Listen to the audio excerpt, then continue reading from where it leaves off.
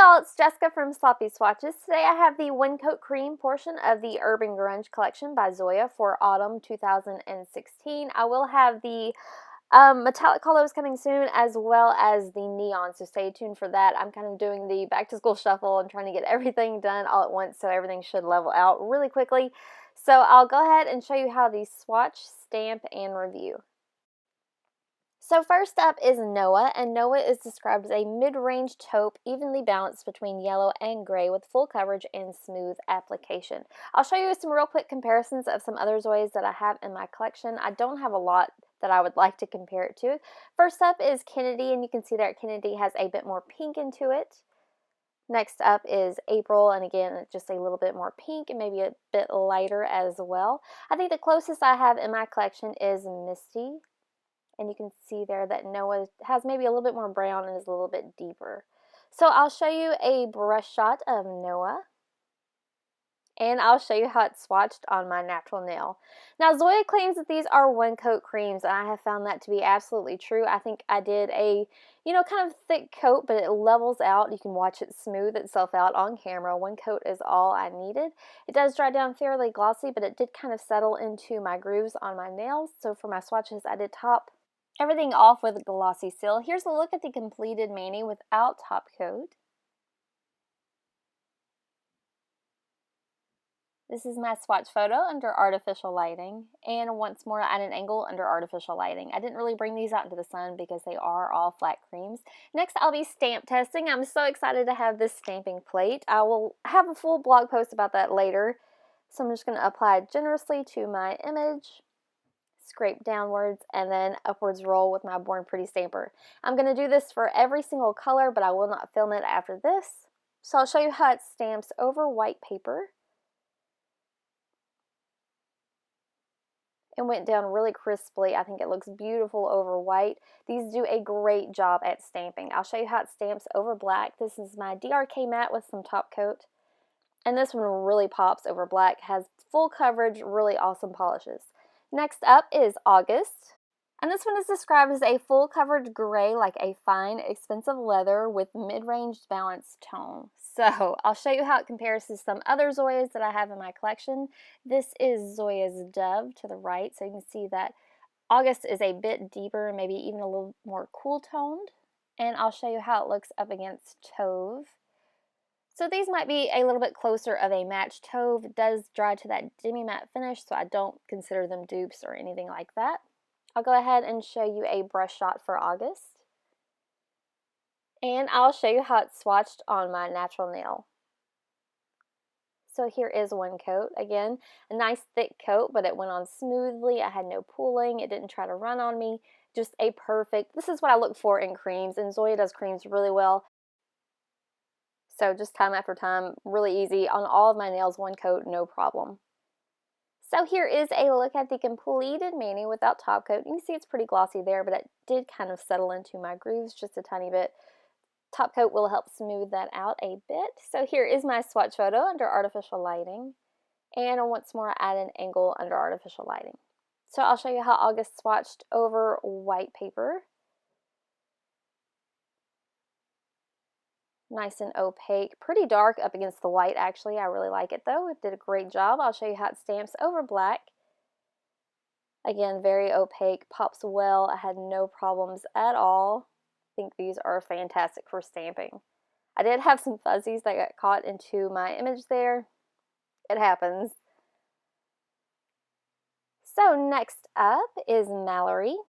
This one is described as a full-bodied Prussian blue with a deeply saturated color. I don't really have anything to compare this to. It might be close to Ling or Song. I don't have those in my collection. So here's a quick look at a brush shot, and I'll show you how Mallory swatched on my natural nail. So here is one coat. This one actually starts out maybe a little bit more sheer than the others. It still has a really great formula, and I did do it in one coat, but I could see where you would maybe need two. This one also stained my skin really bad, so you may want to watch out for that. I do always swatch with a base coat, so I'm not sure how it will stain nails.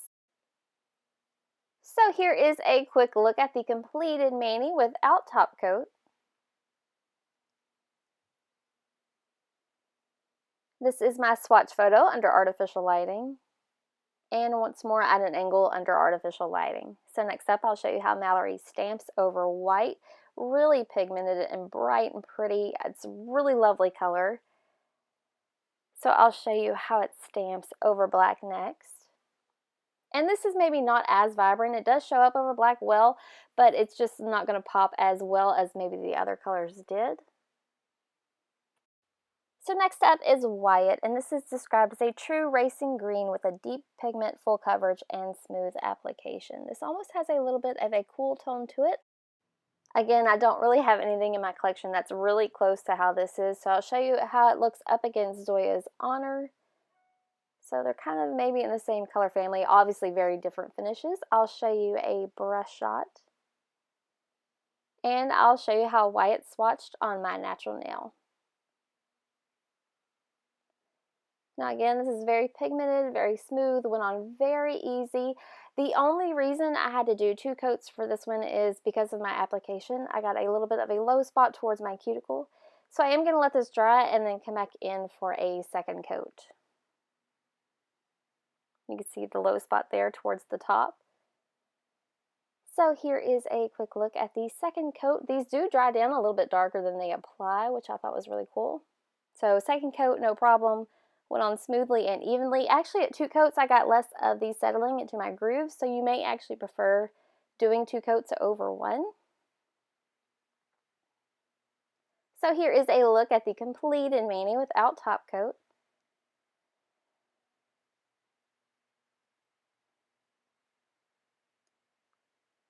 This is my swatch photo under artificial lighting, and once more at an angle under artificial lighting. So next up, I'll show you how Wyatt stamps over white. Again, just gorgeously pigmented, no problems at all. Picked up the thicker areas as well as the thinner ones. I'll show you how it stamps over black. This is another one that will stamp over black, but maybe not just pop as much, so keep that in mind if you're going to use it to stamp over darker colors. So next up is Terra, and this one is described as a purple plum with a balanced tone between red and purple, which I think is a perfect description. It's a deeply saturated, full coverage, and smooth application. This is my favorite of the collection. Very vampy, very pretty. I'll show you how it looks up against Zoya's Paloma. They're not really the same at all. Catherine was a little bit darker, so I didn't really want to compare those. It's really not like nothing that I have in my collection. I'll go ahead and show you a brush shot. And I'll show you how Terra swatched on my natural nail. So here is one easy coat. This one is very, very pigmented and juicy. 1 coat was all I needed. This one also stained my cuticles a little bit, so you may want to watch out for that. Just like 1 coat perfection. I think I'm really going to love this one, especially matte into the fall. I'll go ahead and clean that up a little bit with acetone and a cleanup brush. And you can see there my cuticles are still a tiny bit red, so I did have to scrub them a bit. Here is a look at the completed mani without top coat.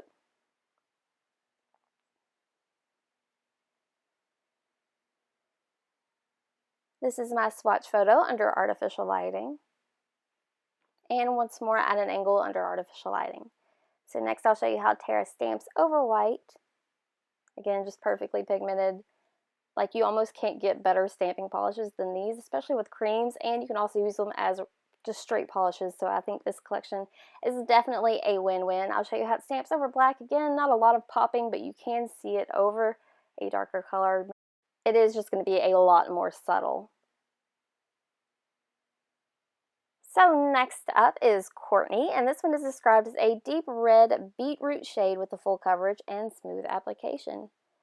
So I'll show you how it compares up against Zoya's Pepper. I think this is the closest shade to compare it to within my collection. You can see there that Pepper is maybe a little bit more brick toned, and Courtney is definitely a more like oxblood red. I'll show you a brush shot, and I'll show you how Courtney swatched on my natural nail.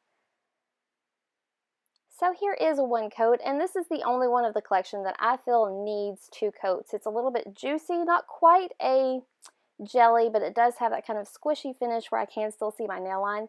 I feel like at 1 coat, if you wanted to, you could totally get away with it. I feel like it definitely benefits from a second coat, though. It deepens it up a little bit and makes that nail line just a little less visible, and you get that same squishy finish. So I'll let this dry and then come back in for a second coat. And actually, after 2 coats, I can still make out my nail line, but it's not as bad, and I really like the effect. So this is probably my second favorite of the collection. Here is a look at the completed mani without top coat.